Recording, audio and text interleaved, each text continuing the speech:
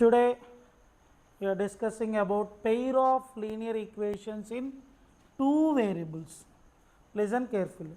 Linear polynomial form ఏంటమ్మా ax plus b అంతే అవునా క్వాడ్రాటిక్ పాలినామియల్ ఫామ్ ఏంటి ax square plus bx plus c. మరి లీనియర్ ఈక్వేషన్ అంటే ఈజ్ ఈక్వల్ టు 0, మరి క్వాడ్రాటిక్ ఈక్వేషన్ అంటే ఈజ్ ఈక్వల్ టు 0. మరి ఇక్కడ ఏంటి linear equations in two variables. ఎన్ని వేరియబుల్స్? Two variables. మీరు ఇక్కడ గమనిస్తారమ్మా, ఎక్స్ ఒక్క వేరియబులే ఉంది ఈ లీనియర్ ఈక్వేషన్లో. ఇక్కడ క్వాడ్రాటిక్ ఈక్వేషన్లో ఎక్స్ ఒక్కటే ఉంది, ఒక వేరియబులే ఉంది. కానీ ఇక్కడ మన లెసన్లో ఎన్ని వేరియబుల్స్ అంట? Two variables. సో అందుకని linear equations in two variables form ఎలా ఉంటుందమ్మా? A x plus b y plus c is equal to 0. Equation అంటే ఈజ్ ఈక్వల్ టు 0. అర్థమవుతుందా, అర్థం కావట్లేదా?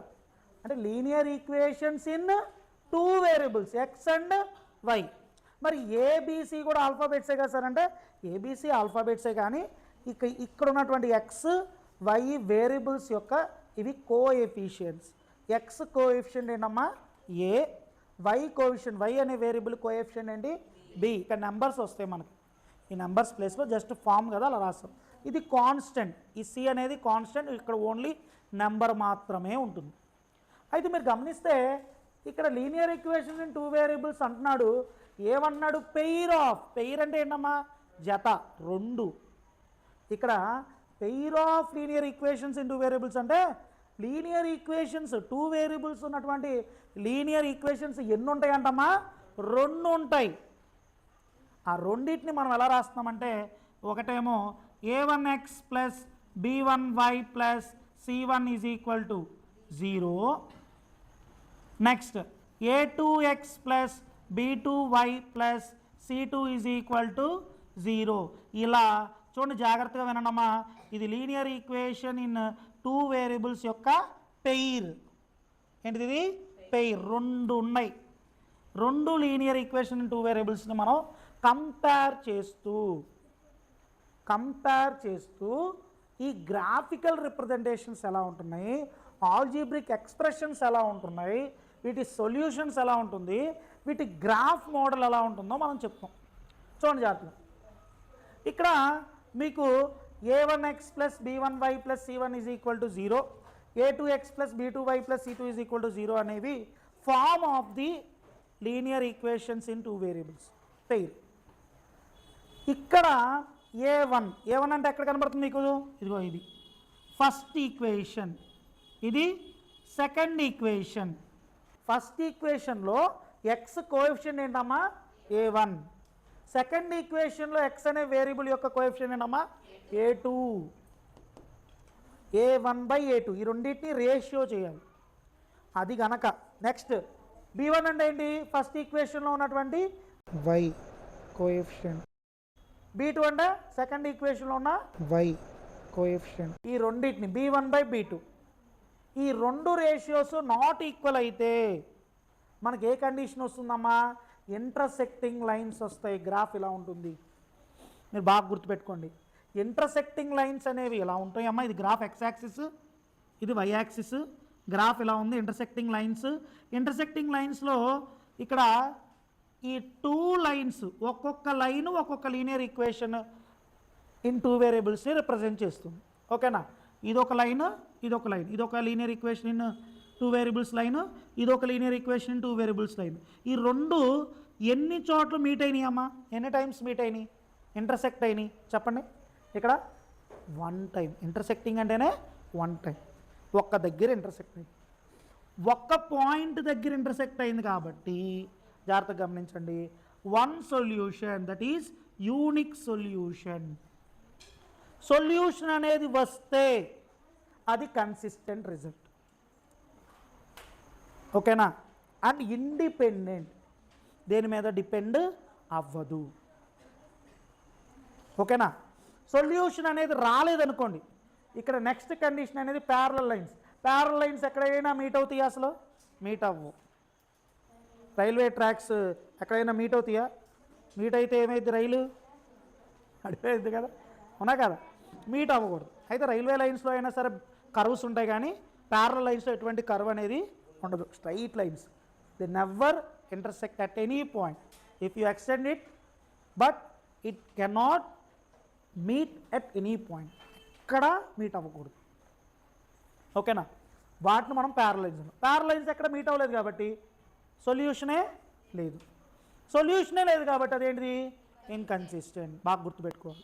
ఇక్కడ కొంతమంది కన్ఫ్యూజ్ అవుతున్నారు. కన్సిస్టెంట్ ఏంటి, కన్సిస్టెంట్ అంటే ఏంటి, ఇన్కన్సిస్టెంట్ అంటే ఏంటి, బాగా కన్ఫ్యూజ్ అవుతున్నారు. కన్ఫ్యూజన్ వద్దు, బాగా గుర్తుపెట్టుకోవాలి. నెక్స్ట్ ఇక్కడ ప్యారలల్ లైన్స్ కండిషన్ ఏంటి? A1/A2 is equal to B1/B2.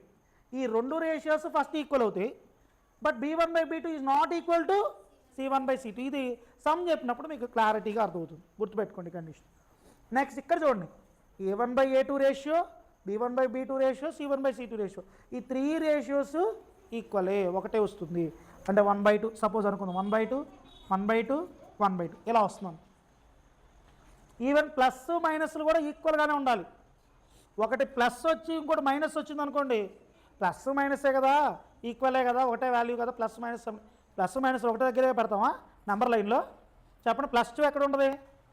X axis పాజిటివ్లో ఉంటుంది. -2 ఎక్కడ ఉంటుంది? ఎక్స్ యాక్సిస్ నెగిటివ్లో ఉంటుంది. రెండు పొజిషన్లు ఒకటే అవుతాయా? అవ్వవు కదా. అలాగే +1/2 అన్న -1/2 అన్న రెండు వేరు. సో కాబట్టి ఇక్కడ ఉన్నటువంటి సైన్స్ కూడా ఈక్వల్ అవ్వాలి, అప్పుడే ఈక్వలెంట్. ఇలా ప్లస్ మైనస్ ఉంటే నాట్ ఈక్వల్ అమ్మ. రెండు అన్నీ ఉంటే ప్లస్ ఉండాలి, లేదు అన్నీ మైనస్ ఉండాలి, సేమ్ వాల్యూస్ ఉండాలి, ఓకేనా?